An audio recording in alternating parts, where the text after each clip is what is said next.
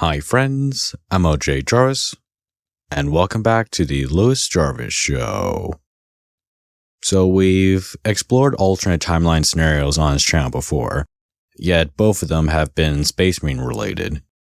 So for this time around, why don't we do something a little different?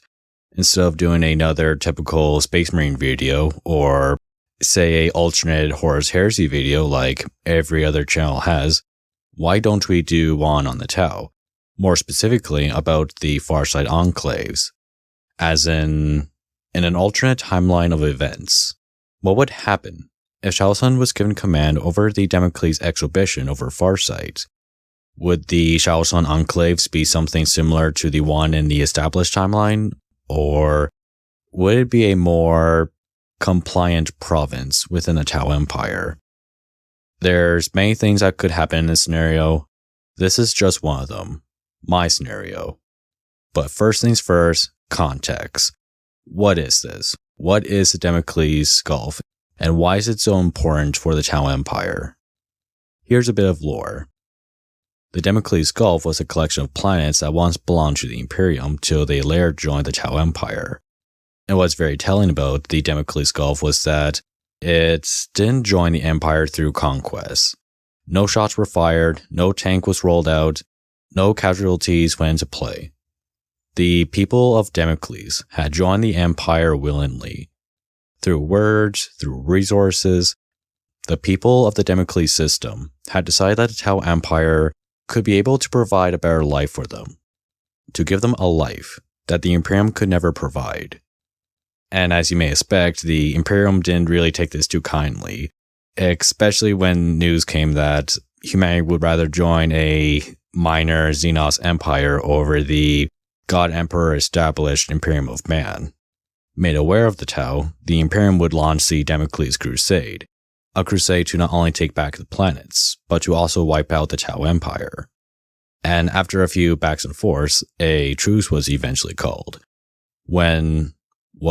To be frank here, when the Imperium of Man was made aware of other matters in which they couldn't put 100% of their time into wiping out the Tau, especially when the Imperium was made aware that the Tau weren't really pushovers and were able to provide a good fight, especially towards the Space Marines.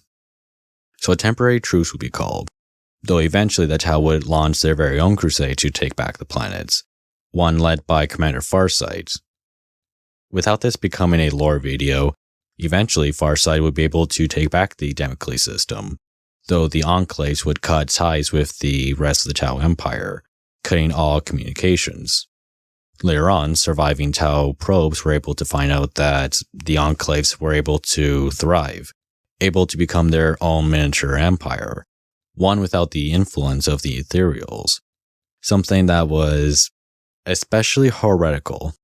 Trust me, this is the most appropriate word to use in a situation like this. So the ethereals would label Commander Farsight as a traitor, and his enclaves as a forbidden zone. His victories would be downplayed, his role throughout history would be given to other commanders at the time, and of course, all of his statues would be torn down. But out of the rubble of the torn statues would rise a new figure, a new champion of the greater good, a new champion of the Tau Empire. That being Commander Shadowsun, Farsight's former friend and another student of Commander Puretide, the same teacher who had taught Commander Farsight. I found this to be a really cool bit of lore when I was reading through their codex for the first time. And sometimes I would wonder, what if things were to happen differently? What would happen if Farsight wasn't given command of the expedition? What if instead it was Shadowsun? Again, would things play out as they would? Would the Enclaves be independent, or would they be another compliant province of the Empire? I sometimes wondered this, and I was surprised that no one had really explored this subject. So instead of waiting for someone to make a video like this, why don't I do it myself?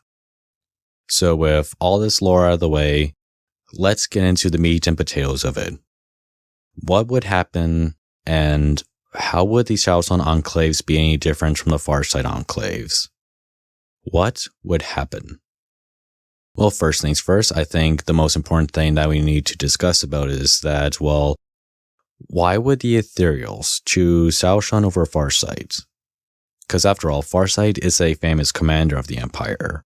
First to Shadowsun, he has a very handsome resume. And because of this resume, and because of his adaptability, his ability to adapt to the enemy, able to understand them and know how to fight against them in open warfare, able to predict what they can do, his far-sighted capabilities that made him an excellent choice of leading this exhibition. Maybe it's because of this that maybe the Ethereals would choose Farsight not to go on this exhibition. Why not put him into cryosleep? Use him now and again, like how they did with Shadowsun in the established timeline. Because after all, the exhibition would be a one-time use for Farsight. Because understand, the Tau don't really live that long, up to age 40 max. And at the end of the exhibition, Farsight was a middle-aged man. So this exhibition was, truth be told, a one last hurrah in his career. Whereas with Shadowsun, they decided to put her in an icebox. They would decide to wake her up now and again to help out in major Tau wars, to have her lead little minor campaigns. And when they were done, put her back in the icebox, because they would need to use her again later. But again, with Farsight in this exhibition, this was a one-time use. So for here, they decided that, well, Farsight, you're just too precious of a commander for us to cast away. You're the closest thing to Commander Puretide as we'll ever get. So, you're not the one going to be leading this exhibition. We have use for you as a weapon that we can't just use one time. But with characters like Shadowsun, she is second to Commander Farsight. And as a young warrior, and another rising star of the Empire, yeah, definitely use her. Have her to lead this exhibition. Have her become this legendary figure for her history. Have Farsight the one be put in the icebox. Have him become the weapon for the Empire to use now and again. Let Shadowsun have the last hurrah. Okay, so Farsight's put in the icebox, and Shadowsun is the new champion of the exhibition. With her forces gathered, the crusade is launched, the Tau fleet are heading to Damocles. And then they're interrupted by the Scar Lords, a Space Marine chapter that had interfered with the Tau exhibition fleet and basically busted the hand of the exhibition. To quickly touch on this, how would Shadowsun deal with the Scar Lords? Well, considering her preferred battle suit, considering how it's not the traditional Tau commander suit and how it is basically a more advanced stealth suit, well, I don't see her doing the exact same thing as Farsight in the book Crisis of Faith. Maybe she'll decide to use a regular commander suit, and maybe she'll have the same idea as Farsight within the established timeline. But not to be fixated on this, and just this once, we'll just say she's able to do so. We'll just say she's able to push back the Scar Lords, and what remains of the Tau fleet enters the Damocles system. We'll do this just this once for this video, I swear. Alright, the exhibition has a busted hand, and they only have one hand to fight with. Even though they only have one hand to fight, this is the fine hand of Commander Shadowsun, and this is how she'll wage her war, considering who she is. Unlike Commander Farsight, she's not the upfront warfare commander as Farsight is, or any other Tau commander. She's a hunter, and considering her cadre of ghost kills, of stealth battle suits, she won't wage her war in the upfront sense as Commander Farsight. She'll play the role of a hunter. She'll play a role of a lioness leading a pride of predatory cats. And as predatory cats, they'll use the environments around them to use them as a net against the enemy. So even though their forces are crippled, that doesn't mean they're ineffective. And with Shadowsun leading the way, it's going to be a very, very effective strike force. And unlike with Farsight, she wouldn't use poor Malchior. If he's in this timeline or not, that's something I have yet to decide for this video. But just to get out there, poor Malchior there or not, I don't see her using a Watercast Tau to wild up the slave people of Yorlas. Because within Crisis of Faith, Farsight used poor Malchior to speak to the slaved people of Yorlas, one of the Damocles planets that the Farsight Expedition had made planfall on. He used poor Malchior to wild up the slave people of Yorlas to turn against the Imperial Masters. And with this, able to squeeze in the Imperial forces between both the invading force of the Tau and the wild up slaves of Yorlas. But because how I see Shadowsun as the more conservative type, if that's the most appropriate word to describe her as, or at least compliant with the roles of the caste system. Keep the Fire Warriors as the Fire Warriors, keep the Watercast Tau as the politicians and such. She'll never have the caste blend their roles together. So we'll never use a character like poor Malchior to help out with the war efforts. Though it would take longer, even though it could drag the war for maybe another year or so, she'll eventually take the whole Damocles system. And even though there is the Imperial resistance here and there, it is but a pocket resistance. And because the Wire Imperium just doesn't have the time or resources to put down what, at the end of the day, is but a minor annoyance, these pockets of resistance are on their own. If they choose to or not, they will be put down, and maybe most of them would eventually be brought into the Tau Empire. But the difference comes here, because no matter what would happen, the neighboring orcs will still gather their forces near the Damocles system, and they will be the deciding factor for the fate of the Shadowsun Enclaves. In the Farsight timeline, Farsight would abandon the exhibition and focus his attention on the orcs, because he knows the orcs. He knows that even though they weren't a threat at the time, and even though they haven't even put one foot on the Damocles system, he knows them. He knows that no matter what, they will turn their eyes on the Damocles system. He has the experience, and he knows that this isn't a topic to discuss. This has to be done right now, because if the orcs are allowed to gather, maybe they'll become a force that the Enclaves wouldn't be able to fight against.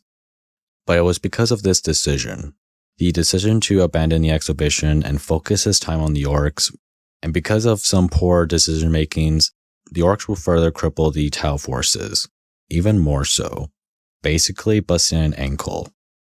And because of his rash decision, the Farsight Enclaves were a victim of the hornet's nest that is the Greenskins. But before the orcs had unleashed their full wrath on the Enclaves, Farsight had believed that his little campaign would be backed up. He had came to believe that reinforcements were coming. That it would be the orcs that would face the wrath of the Tau Empire, not the other way around.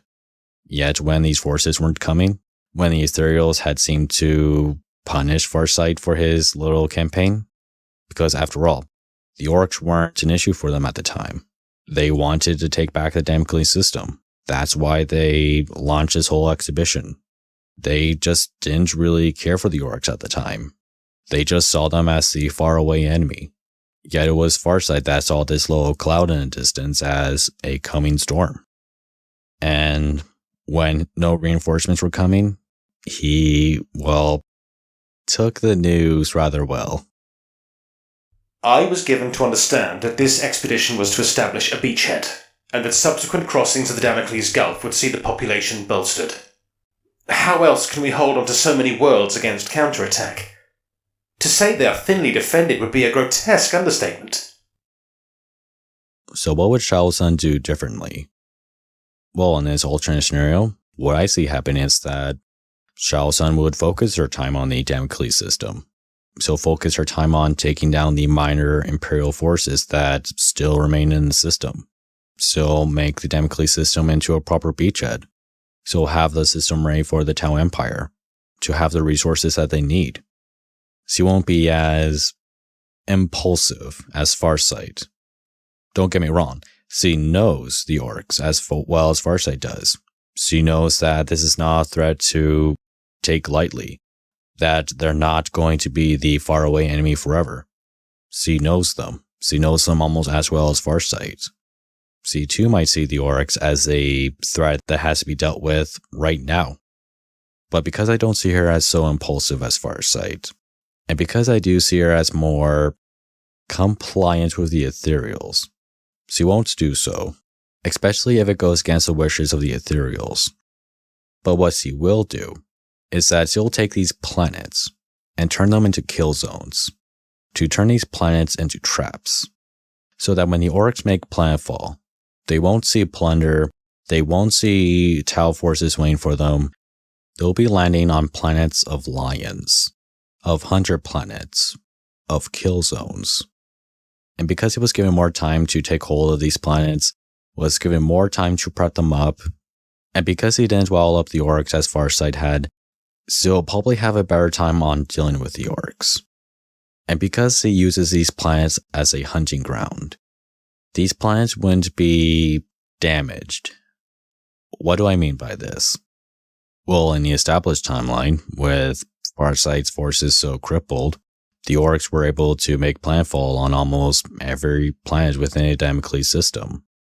And to deal with them, what he did was that he had caused these cataclysmic natural disasters that were able to wipe out the orc forces, yet at the cost of the planets themselves. Not that he destroyed the planets, but more if he had caused almost near permanent damage to the environment. One of the things that would motivate him into exiling himself from his people, even though it was not the primary reason on why he would exile himself, it was one of the factors. The shame of doing such harm to these planets, not because of something the enemy did, but something that he did. Even though he did a killing blow on the orc forces, it had a cost, and the cost was the environment itself. He didn't use the environment as a net, he didn't use it as a shield, he used it as a bludgeon, something that Shadowsun had warned him of years ago. A Grand Monka will always have a price, Sho. You seek to use the landscape as a weapon, to bend the world around you with your intellect. In doing so, you denature it. A true hunter works in harmony with the elements. Use them as a net or a shield, not as a bludgeon. Yet with Shadowsun in command, she'll be able to fight them off, even though it could eventually wear out the remaining Tau forces. It wouldn't be as crippled as with Farsight's. Again, it was because Shadowsun had decided to wait. Through a dragged-out war, the beachhead would be safe for the Empire. The Shadowsun Enclaves will be a glorious province for the Empire. But what happens afterwards? Well, this video has already proven to be a mouthful. Tune in next week for part 2. Until then, I'll see you all later. Have a good one.